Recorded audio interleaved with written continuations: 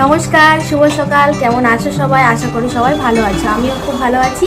এখন আছি দোকানে, কাস্টমার এসেছিল, ওই জন্য দোকানে এসেছিলাম। তো এবার যাব বাড়িতে, বাড়ি গিয়ে টুক করে একটুখানি রান্নাবান্না করবো। রান্নাবান্না করে জানো আবার আজকে ঘাটাল যেতে হবে। তো এত আমি আজকাল ব্যস্ত হয়ে যাচ্ছি, শুধু এখান ওখান সেখান আমাকে ছুটতে হচ্ছে। তো চলো বাড়িতে যাই। দোকানে বসে থাকলে তো হবে না, বাড়ির কাজগুলো তো করতে হবে, তাই না? এখানের মধ্যে ভাত বসিয়ে দিয়েছি, আর আজকে রান্নাঘরে আছে পটল ভাজা। দেখো, সবার প্রথমে তেল গরম করে পটল ভাজাটা দিয়ে দিচ্ছি। আগের থেকে বলবো না কি কি রান্না হচ্ছে আজকে তোমাদের সাথে, চলো সবটা শেয়ার করব। পটল ভাজা কমপ্লিট। এরপর হবে কুঁদরি ভাজা। কুঁদরিগুলো আগের থেকে কেটে নুন হলুদ মাখিয়ে রেখে দিয়েছি।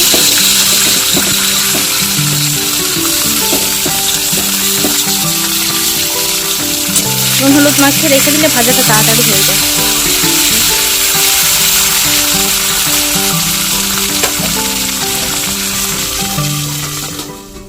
কুঁদরি ভাজা আর পটল ভাজা হয়ে গেল। তো আরেকটা কিছু ভাজা করলে হতো, কিন্তু যেহেতু আমাকে ঘাটাল যেতে হবে তাই আমার হাতে টাইম কিন্তু খুব শর্ট। তো কিন্তু রান্না বান্নাটা তো সেরেই যেতে হবে, কারণ আসতে কত দেরি হবে। দেখছো কেমনভাবে তেল ছিটকাচ্ছে? তো এই জন্য আমি গ্যাসে রান্না করার সময় কিন্তু খুব একটা মোবাইল কাছে আনি। এবার আলুগুলো কষতে দিয়ে দেবো, আর আলুগুলো কষা হতে হতে ততক্ষণ আমি বাকি মশলাটা জোগাড় করে নেব। যাই বলো, আলু কিন্তু আগের থেকে একটু না কষিয়ে নিলে হয় না।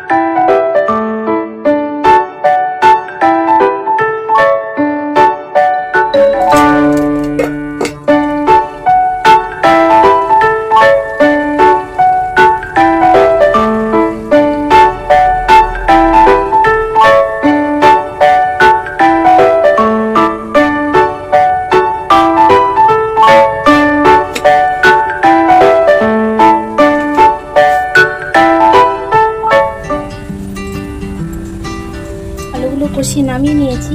এবার এর সাথে আলু একটু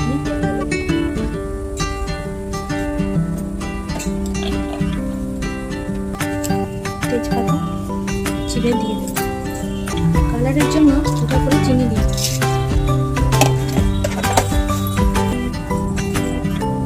এখানে আমি 5টা পেঁয়াজকে কুচি কুচি করে কেটে নিয়েছি, দিয়ে দেবো।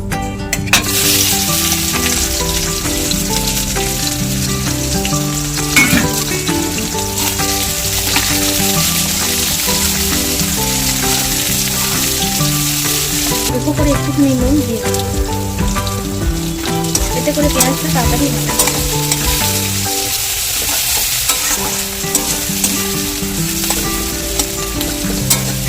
প্রথম থেকে মোটামুটি সুন্দরভাবেই তোমাদের সাথে রান্নাটা শেয়ার করে আসছিলাম, কিন্তু যেই ওই পেঁয়াজ ভাজা করতে লেগেছি তারপর আমার দোকান থেকে ডাক পড়লো। তো আমি চলে গেছিলাম দোকানে, প্রায় অনেকক্ষণই সময় দিয়েছি। আর এদিকে বরমশাই বাড়ি এসেছিল, তো ওকে বললাম যাও তুমি তাহলে পেঁয়াজটা কষানো হচ্ছে বাকিটা করো। দোকান সেরে আমি যখন বাড়িতে আসি দেখি ওর মশলা কষালো কমপ্লিট, তখন মাংসটা তুলছে। তো আজকে আমাদের মেনুতে এটাই ছিল, আর এখন মাংস কষানো চলছে।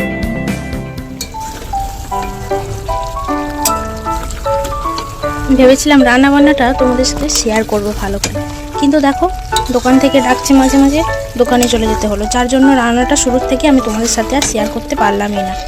তো এই যে এটা কষানো হয়ে গেছে, দেখে তো নিশ্চয়ই বুঝতেই পারছো, আর নতুন করে বলার কিছু নেই। আজকে হচ্ছে মাংস। বাবা বাজারে গেছিলো, বাজার করে নিয়ে আসার সময় দেখলাম কি মাংস নিয়ে এসছে। বেশ অনেকদিন ধরেই নিরামিষ সে পূজা আচ্ছা লোকের বাড়িতে খাওয়া বেশ অনেকদিন ধরেই চলছে। তো দেখলাম বাবা আজকে মাছ নেয়নি, মাংস নিয়ে এসছে। তো আমার হয়ে গেলো রান্নাটা, আর মাঝখানে বর বাড়িতে চলে এসেছিলো। তো ওকে বললাম, আমি দোকানে ছিলাম তো খানিকক্ষণ ও একটু নেড়ে দিয়েছে, কষিয়ে দিয়েছে শরীরটা। এটা কষানো হয়ে গেছে, এবার একটু জল দিয়ে ঢাকা দিয়ে দেবো। ঝোলটাতে একটুখানি জল দিয়ে ঝোলটা একটুখানি ফোটার জন্য গ্যাসে কমিয়ে দিয়ে এসেছি। একটুখানি সময় নিয়ে ঝোলটা ফুটলে কিন্তু ভালো টেস্ট হয়। আর তারপরে এই যে সবজিগুলো গুছিয়ে নিচ্ছি। বাবা বাজার করে নিয়ে এসছে, কি কি এখন বাজারে রোজ দিন একই রকম সবজি, আর এই গরমের জন্য আলাদা করে কিছু খেতে ভালোই লাগে না। তো আজকে হচ্ছে পটল নিয়ে এসছে, ভেন্ডি নিয়ে এসছে, আর কুঁদরি নিয়ে এসছে, আর হচ্ছে পেঁয়াজ, আদা, রসুন, এই সমস্ত কিছু তো লাগেই রোজকার রান্নায় বলো। তো এগুলো এখন গুছিয়ে রাখছি, সবজিগুলোকে ফ্রিজের মধ্যে দিয়ে আসবো, কারণ সবজি প্রথম দিন এনেছে, প্রথম দিন খুবই সুন্দর নরম, কিন্তু যেই একদিন পার হবে, একদিন কেন এখনের যা পরিস্থিতি, এক বেলা পার হলেই সবজি কিন্তু শক্ত হতে শুরু করে। তো অগত্যা ঘন ঘন তো আর রোজ রোজ নতুন নতুন বাজার করতে যাওয়া যায় না, তাই এইভাবেই ম্যানেজ করতে হয়। তো আজকে রান্না বান্নার পর তোমাদেরকে বলেছিলাম যে আমি একটু বেরোবো বলতে আমাকে একটু যেতে হবে ঘাটাল হাসপাতালে।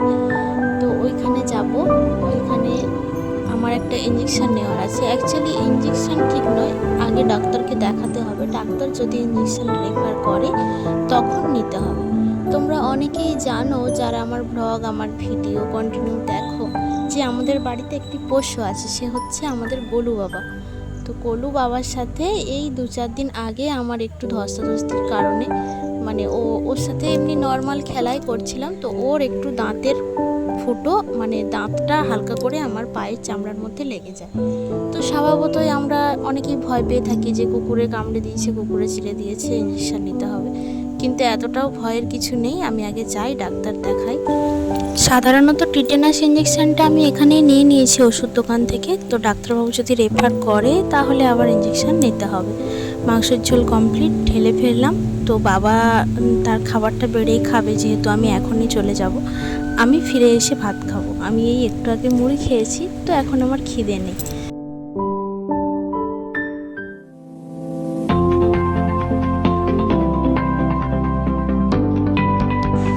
এটা হলো আমাদের ঘাটাল সুপার স্পেশালিটি হাসপাতালের সামনেটা।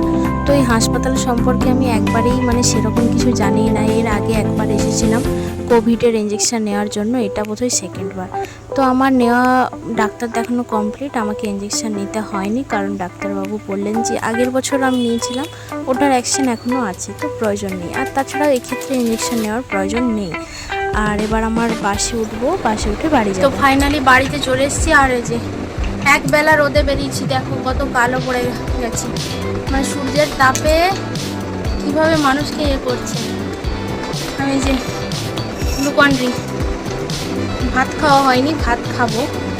তো গ্লুকন ডিটা একটু খাই, খেয়ে একটু 5-10 মিনিট বসি, মানে রোদের জন্য মাথাটা একটুখানি ধরে গেছে আর কি। দেখো যারা বাইরে বেরিয়ে কাজ করে তারা তো, মানে তাদের একটা অভ্যাসের মধ্যে হয়ে দাঁড়িয়েছে, কিন্তু আমরা এই ঘরের মধ্যে থাকতে অভ্যস্ত।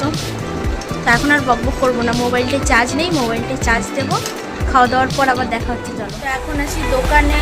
আর বিকেলবেলায় দেখো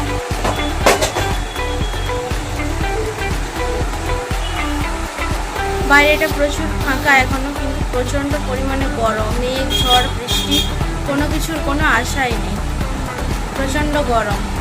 তো আজকের ভিডিওটা এখানেই শেষ করছি। ভিডিওটা কেমন লাগলো জানিও, আর যদি ভালো লাগে তাহলে লাইক, শেয়ার, কমেন্ট করে পাশে থেকো। দেখা হচ্ছে আবার নেক্সট ব্লগে। সবাই ভালো থেকো, হাসি খুশি।